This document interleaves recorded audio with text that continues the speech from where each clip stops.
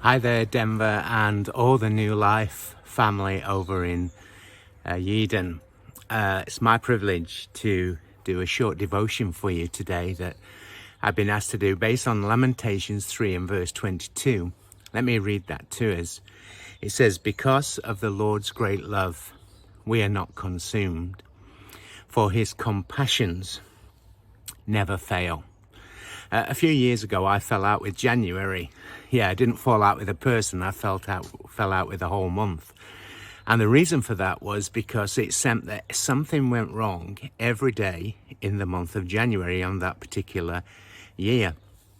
In fact, I think when Jeannie and I were totaling up all the things that had gone wrong that January, we discovered that on 30 days out of 31, something went wrong.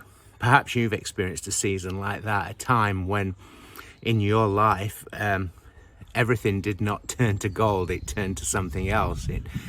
Life didn't go well. Well, the writer of Lamentations, who some think was Jeremiah, he's in that period of time. This is just after the Babylonians have come and they've sacked Jerusalem, and some of the people have been carried off into exile, but then there are people who are left in Jerusalem, and the situation is bad, it's terrible, it's chaos. And the writer of Lamentations describes it in some pretty horrific terms, actually. He says this, I feel afflicted, like I'm walking in darkness. He says that God is against me.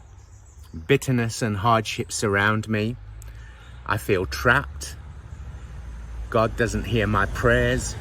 I'm the laughingstock of my people. You know, the writer, who I do think probably was Jeremiah, says, and I remember this every day. This is what life's like for me. This is how life feels.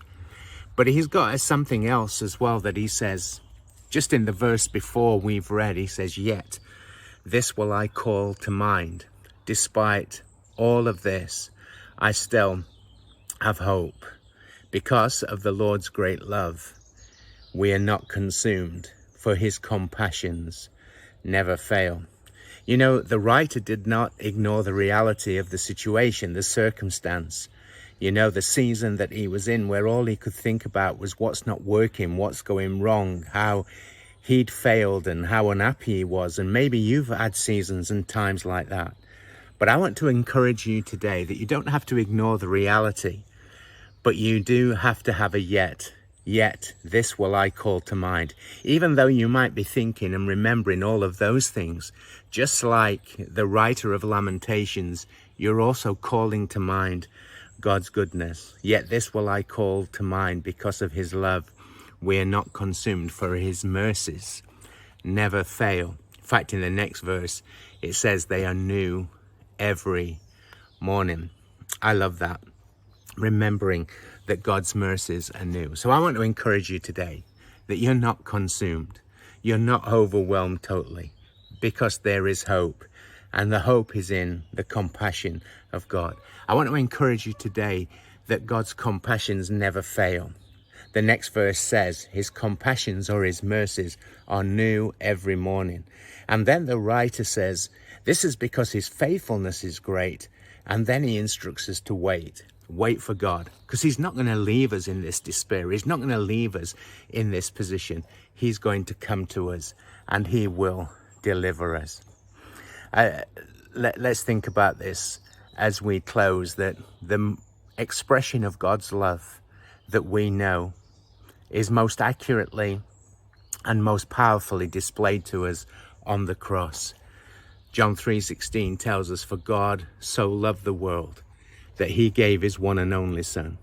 And you and I today, when we are remembering the goodness and the mercy and the compassion of God, can look to the cross and see the extent of God's love for us, the extent of his compassion, and the fact that God is faithful. You know, the cross of Jesus is an expression, yes, of God's love, but also of his faithfulness to rescue his people. He did not leave us in our despair. He didn't leave us in our trouble and our problem. He didn't leave us just in that hopeless situation that the prophet in Lamentations described. No, he came, he sent his Son to die for us. So whatever you're going through today, I want you to look to the cross, because that's where you will see the love of God. I want you to look to the cross, because that's where you remember that God is faithful to keep his promises, to come and rescue his people. And I want you to look to the cross, because it's at the cross you realize that Jesus has paid it all, and therefore his mercies are new every morning. I trust that's encouraged you today. Because of the Lord's great love, we are not consumed. Love you. I hope to see you all soon.